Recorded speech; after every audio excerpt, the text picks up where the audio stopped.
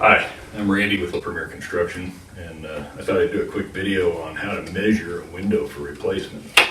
So this is an old house, probably built before the 30s, I would guess somewhere around 1920, and it's typical of an older construction home. These windows are pretty standard size, and this particular one is it's a double hung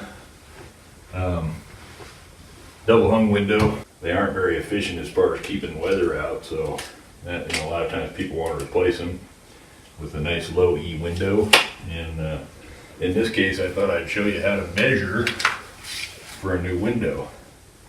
Now, my objective in doing these, and there's different ways to replace them, but my objective in doing these windows here is trim, sill and all that. I don't want to disturb that if I can help it. I want to try to make it as easy and with the least impact possible. So you'll notice on the outside there's a storm window. I haven't touched this window yet. So, all I'm wanting to do right now is show you how to measure this window for replacement. So what I would do when I come up to this window is I know there's different components to this window. There's a piece of trim here, which, this trim keeps this window in, and then if you want to take the window out, you have to take this trim off, and then these windows will just come right out. But we have to consider when we're measuring for a new window that this piece of trim is going to be gone. So really, the edge right here to the edge right here is where the window opening is. Now, if you're going to put in a new construction window, that would be different. You'd be tearing all this out. There's a window casing in here and a space between it and the studs. So that would get you into a much wider space, but then you'd have to do, a whole bunch more work. So from a homeowner standpoint, if you're just wanting to put low E windows in your house, this is the best way to do it. What we're going to do is we're just going to measure this the opening that's here, and check it to see what size window we're going to need. So if I take my tape, I'm going to go inside this, where this rope is here. I'm going to go inside that space. That's behind this piece of trim here. I'm going to go across there and get my tape in there real close. I'm at about 29 1/8.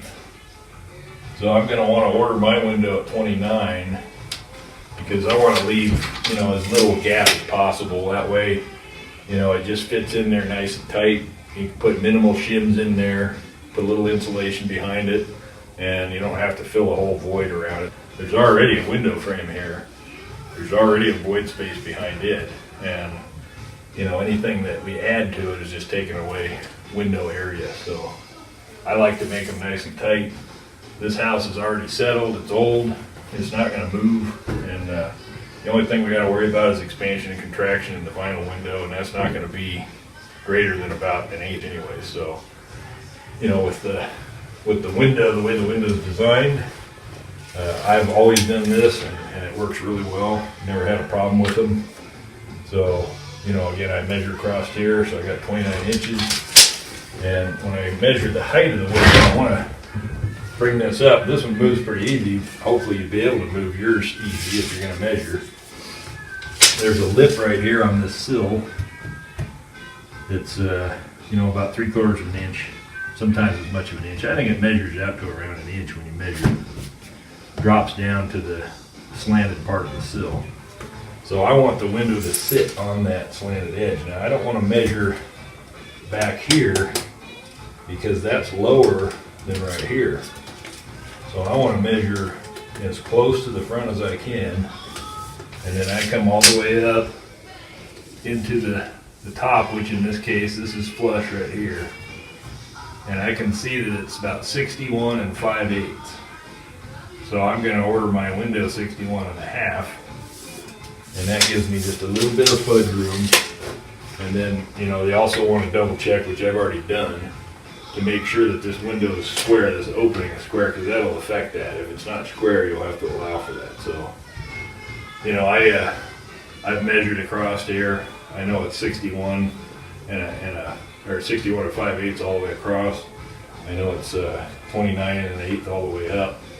So I know that if I order a window that's 61 1/2 by 29, that it'll fit.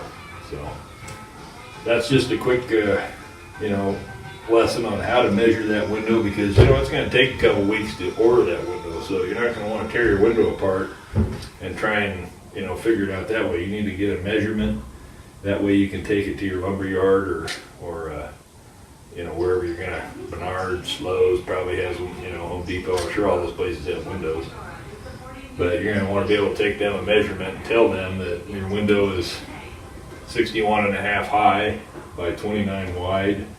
And then you're going to want to tell them you're going to want a double hung or a single hung. I ordered double hung because they were actually cheaper than ordering a single hung. This is a double hung, so that means that the bottom comes up and the top will come down. This top one is stuck though, so it's not going to move. When I go to take it apart, I'll make another video and you'll see where all that hardware is in there that makes it a double hung. So, just a quick information on ordering the right size. Again, you're going to want to know. They all come a standard thickness, by the way. So, right here I have 3 3/8.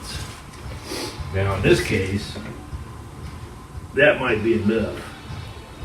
Sometimes they're a little narrower right here where these pieces of trim are.